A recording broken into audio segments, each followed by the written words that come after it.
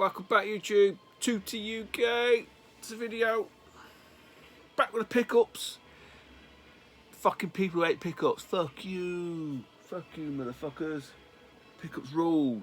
Pickups built this city. Love it. Love it when people get annoyed. Welcome back, guys. Nintendo. Another Nintendo video. Still plenty more to go. Looking at the back there. When will it ever end, you ask? Soon. Want to stop spending money that I ain't got on stuff that I don't need. TV.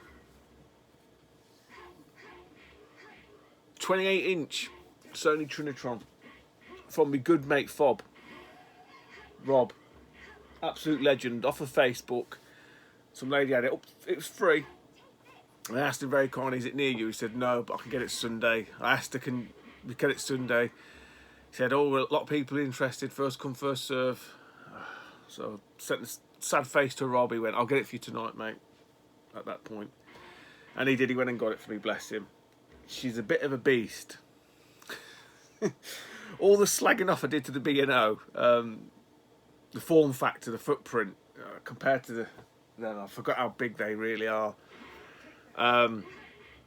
They are a lot easier to use though, I must admit, from an end user perspective, a lot easier than the B&Os. I've been having some fun and games with it still. I'm not going to bore you to death with it, but I think the older I get, the more finicky I've become. I just notice things more, I don't know why. It's probably ignorance is bliss, I probably should just ignore it.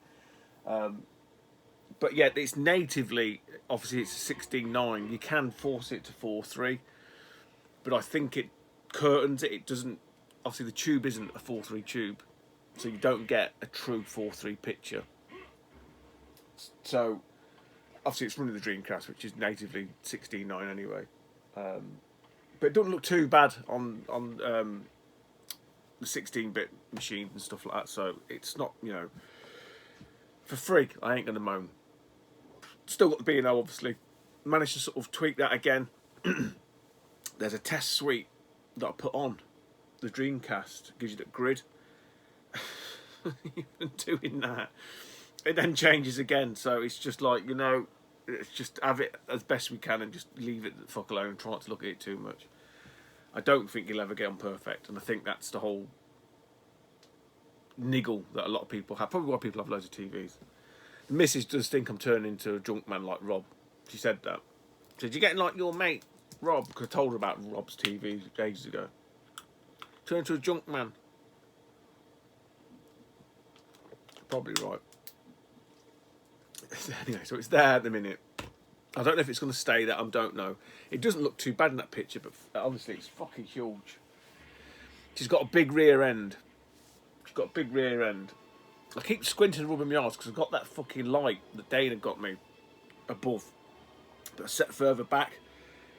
And I swear to God, it's making me like focus too much because I keep glancing the corner of it off in my eyes. But we'll see. We'll see how we get on. I might not use that light in that position again. I keep looking at it as well. Right, some games. Oh no, before we do that, talking to Dana. Dana's the shop, Hidden Chest Gaming. 29th of Jan.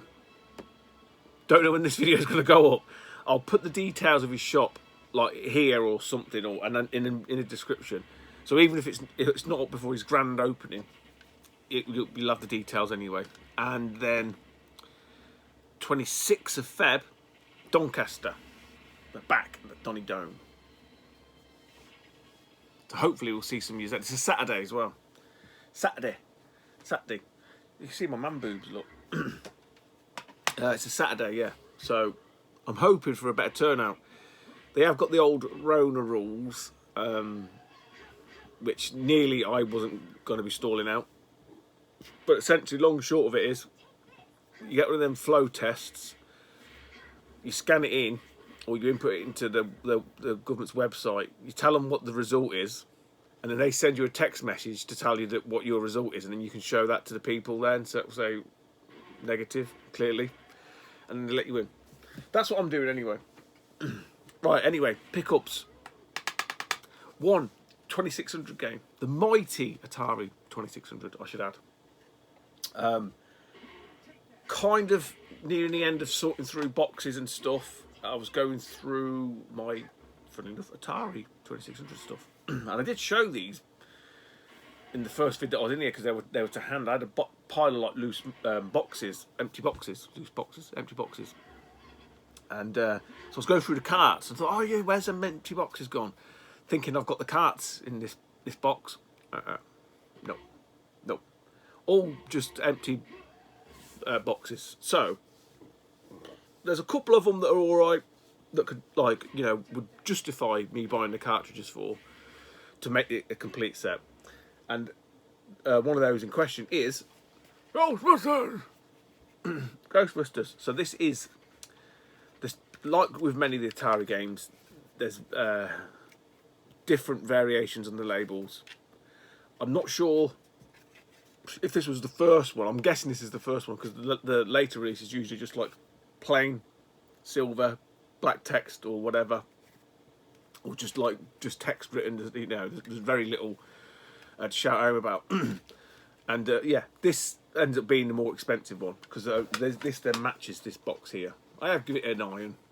It's had a bit of an iron, bit of a tidy up, bit of a tart up. Tart. Got the instructions with it. So, like, you know, makes quite a nice £7. £7 posted. You know, I mean the plain label one, or the sort of more plain of the labels, a couple of quid. But that looks like, you know, it's a box art alone, isn't it? So I've got yourself a nice complete copy of Ghostbusters, and it is just the same as the 8-bit micros. You're going to get much better than that on the 2600, however mighty it might be. But yeah, a bit of a chunkier box. So I know Mr. Bads is a bit of a 2600 collector, and I know he gets some box protectors. Mr. Bads, if you're watching, have you got any of these? Or maybe an Amiga box would do it.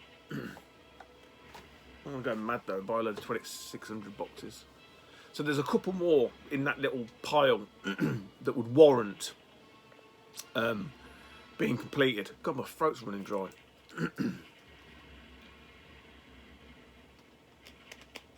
So yeah, that's to come. Right, now we're going on to the Snes. Fistful, more than a fistful, depends how big your fists are.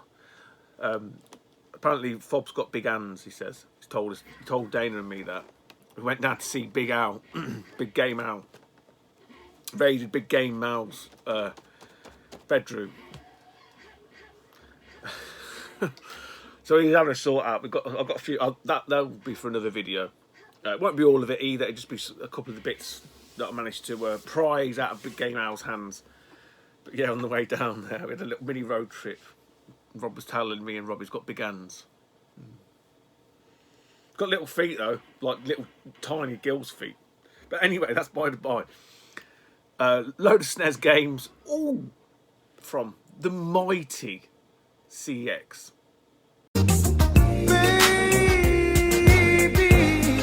So, what do we get? A couple of early releases on the Snes. This one in particular, I distinctly remember playing on the Super Famicom version. And I've mentioned this before, this story. Car boot, when we were younger, John and me, there's a guy there, you took your game, paid a £5, and you could basically pick any game off the table. I mean, they were like ragged to fucking hell at the end of the season. But there was like American, PAL and Japanese games. And I'm sure it was either me or John picked this one up thinking it was like the arcade game. I mean, it's a great port, but I think it's only single player. Joe and Matt Caveman Ninja. Quite a nice box, I'm not going to moan. I've seen worse. Honest copy, all complete these are. But yeah, I'm sure this is only a single player, so we were really disappointed when we got it back and it's like one player. You just sit there like a twat watching your mate play. Not good. Not when you're used to playing the arcade game as well. So there's that one. This one, absolute belter. This one I did have as the PAL version, and I got quite good at it. It's a shooter, horizontal shooter, and it must have been in the sale because I wouldn't have bought this full price. Maybe in the Virgin shop or somewhere like that. But it's got to have been, and it's the UN Squadron. Lovely Capcom release, and this box is in great condition. But I do remember Superplay doing a piece on this, and because it's got like a lot of anime, sort of manga cutscenes and stuff like that, it really sort of, they just sold it. I said this before, Superplay could sell you any fucking game, sell you fucking Sand to the Arabs.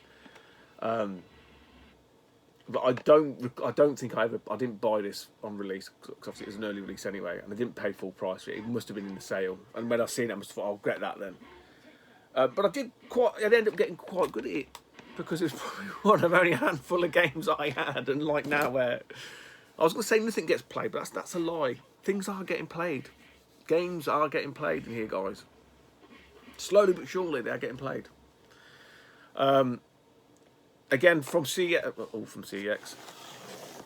But because I got the first one, this popped up on there, and I just have to have it. Because I've got one, I have to get the other, and it's Pugsley's Scavenger and Adam's Family. I believe this is the better of the games, I think, from what I can recall. I have never played it. I know people, etc., have said I think this is the better game. Again, nice and complete. I wouldn't say it's rare, bit uncommon. Ocean title, so I don't know if Mr. Bads is still going for the ocean on everything. Yeah, can be a tricky one to get. Old Pugsley. Probably the worst out of this little batch here. I've still not done anything with this. These are still from the summer. Needs an iron, needs sticker removal. I bought it more on the fly from there, and I thought if it turns up it's complete, it's okay, I'll keep it. If it's not, I'll send it back. Captain America and the Avengers. And I do believe it's from the arcade. It's an arcade conversion. Yeah, it is, because it says on the back. The Smash arcade game. There you go, look, Stu. You can learn to fucking read. Need some lessons from Mal. Still had some lessons from Mal when I was down there. But yeah, there's quite a few stickers slopping around on it. I don't really remember playing this in arcade. I wasn't really a fan of many of the sort of superhero arcade games. I don't think many of them did that well. For me, I think a lot of people were hoping for like a Simpsons style superhero game, and it never really come to fruition, did it? But yeah, I don't know a great deal about that one. It was more on a whim. And talking about arcade games, this is in great condition. I didn't really play it that much.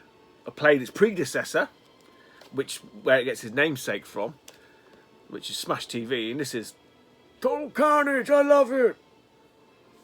I'm guessing that's where this name comes from. That's why I've always assumed that anyway. Another twin stick shooter. This one I do believe is 2 players. Yes, it is. I can see there's 2 characters there. A lot more tongue-in-cheek, I'm going to say, Total Carnage was than Smash TV. Smash TV had that sort of Running Man vibe to it, didn't it? Whereas this goes like completely fucking stupid, and it just does daft funny stuff. I mean, even like the alien guy that's coming to attack you, and you know, the lizard people and stuff like that. It's a complete piss take on all that sort of sci genre. But I don't know how it fares up. I played this on MAME as well. I remember seeing it in the arcades, but I'd never played it. I don't know why. I think because I'd had my fill of Smash TV. That game came from the same place this game came from. And this one is in absolutely fantastic condition. I think Fob was here when I unboxed this one. because I said I'm waiting for that one to come through, and they actually ended up sending it. Micro Machines 2 Turbo, again, all complete. I've never played any of the Micro Machines on the SNES. Always played them on the Mega Drive, and that's not because I didn't like the games or anything like that. It's basically because John and our other friend Steve, they both had Mega Drives. I didn't, and one or two or both had Micro Machines. So why would I buy it on the SNES? And I'm pretty sure it came out on the Mega Drive first anyway. And yeah, to be honest, back then I wouldn't be spending my money on games like this. It's all RPGs and adventure type games for me. So that's what I enjoy playing most, especially with my own hard-earned money. And last up, there's a couple of these on the Mega Drive. Well, there's some on the Mega Drive as well. On the SNES, I don't think many of are any of them good games. I can't recall. This one's a terrible game, but it still holds value, and they all seem to do that. And this is Cliffhanger with Sylvester Stallone. So you've got your Judge Dredd, you've got your not Punisher, Demolition Man, and none of them are cheap. I mean, this looks quite cool. I'm sure there's a scene. Is it that downhill one that everyone talked? I've never played it, but apparently it's an atrocious game. This is nice and complete, not in bad nick. Again, not been iron, not had anything done to it. I should have really got the iron out when I was doing Ghostbusters soon. I didn't think. It's because he's been sat on the shelf. That's why. Yeah, I've not even done the tray. Look at that sacrilege, Stu. What are you playing at? What are you fucking playing at, lad? What are we on? 17 minutes. Right. We're going to do a bit of Kev's box. Ding dong. Kev's balls of fire. So, got to hold my hands up. I'd already filmed the Kev's box bit with the phone and it all cocked up. So I'm having to do it again, so I can't really redo the box because it doesn't look right. So I've got the pile of games that I went through. So, take 2 of Kev's box 2. We've got tennis. So tennis, again, I've got all the boxes down because obviously I didn't know what was coming out when I first did it, but I do now. So we do have the box from Stodgy Gaming, Roger Dodger, Retro Roger. Not sure how that plays. I'm pretty sure it's quite a basic iteration of tennis. Probably very akin to the Master System version, maybe. Then next up we pulled out McDonald's Land. So again we have the box for that. From eBay, from the artist who's now known as Geordie Slasher.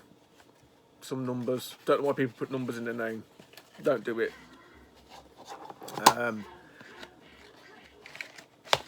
Again, I think I mentioned this when we were talking about the box. It's not. I was going to say it's like the Mega Drive version. It's not. It's a completely different game. Because I'm stupid, I didn't even look at it. Okay, looks very Mario-esque. But we've got a nice complete... No, we haven't. We need the manual. I'm still on the hunt for manuals.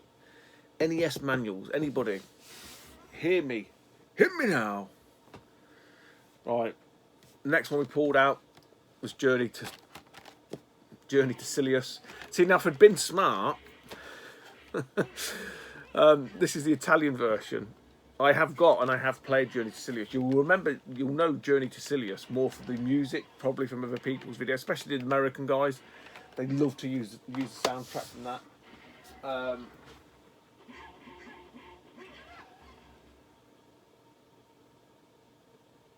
I can't find it. It's on there somewhere. Because that TV gets in the way. But yeah, fantastic game. Fantastic game. Then we actually turn these the wrong way, that'd be better. We had Drop Zone. Archie McLean me balls. Well, funnily enough, I don't really recall Drop Zone. I'm sure it's an 8-bit micro computer game. But Archie McLean is more synonymous with Jimmy White's snooker and stuff like that. I don't think Drop Zone was an arcade game though. Could be wrong. Then we had out next heavy hitter, Action in New York. Don't know anything about it. These will get played. These will get played on Twin Famicom, the Sharp Twin Famicom. So they will get a playthrough.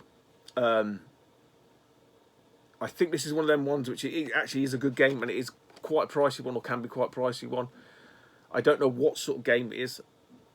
I mean, if you look at that, you'd hazard a guess and sort of say it's a one-on-one bit. I don't think it is. I think it's more of an action platformer.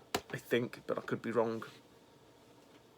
Then we pulled out, George Formby's KO Boxing. I don't think there's any version on any system of this that's any good. I don't even know what it looks like. I'll hazard a guess and sort of say Rocky on the Master System-esque type rip-off, because a lot of games just tended to copy that formula, didn't they? Then we pulled out You Sunk My Battleship off Robocop. Bad impression. It's Battleships. Hopefully I won't need to tell anybody what Battleships is. Again, I would probably say better suited to couch co-op. Then we pulled out Lunapool. Don't know anything about it. Don't know. Side Pocket's probably the only pool game. There did used to be a pool game in the arcades. John used to play it, and you had an actual pool cue attached to a stick. Pool cue attached to a stick. A pool cue attached to a wire. And you stood in front of it, and you had a screen like that. It had the pool table up there, and as you put the cue through the hole, yeah, actually hit the ball on the screen. I'd love to know what it's called. I'll probably find it if I could be asked. But yeah, he always used to play that. There you go. Track and field in Barcelona. So this is like, it's the second track and field game on the NES, on the Famicom. But obviously the first one's called Track and Field 2 in Europe, whereas the Japanese ones, which I showed you in the other vid, are like Hyper Sports and Hyper Olympics or something like that. So obviously the changes one to Track and Field in Barcelona, and maybe to tie in with the Barcelona Olympics back in fucking 1798, whenever it come out. And then the last one we pulled out was baseball. Not going to do the black box joke again, because fully enough, Rob's messaged me about that. He quite liked that, but yeah, nothing wrong with an ounce of truth. It is the GBR, so we've got the two Dubas. Again, a lot of these sort of, they're like the great sports series on the Master System. Dead basic, but like really easy to pick up and play. I've never played baseball on the NES. The only baseball game that I ever played was on the 8-bit micro on Specky, and I'm sure it's by US Gold or something. Mr. Bad's put it in a video, because I think it's part of a compilation. But it wasn't really a baseball game in itself. It's more of like a management game. You had to win the World Series. So you managed like the baseball team, and there was a gridiron. There was a American football version very similar to it, and they're the only ones we ever played. And that was it for the video. That's 24 minutes. Yeah, sorry about Kev's box being a bit of a cock-up. It just didn't work. I don't know why. It just had a shit. I think it's probably my first cock-up with the phone, to be honest. You touch wood, it's been okay. I don't know what happened. I think I might have selected the wrong Duber on it. I don't know. So I've had to do it again. So yeah. That's it, guys. Take it easy, YouTube, and I'll speak to you soon. Bye-bye.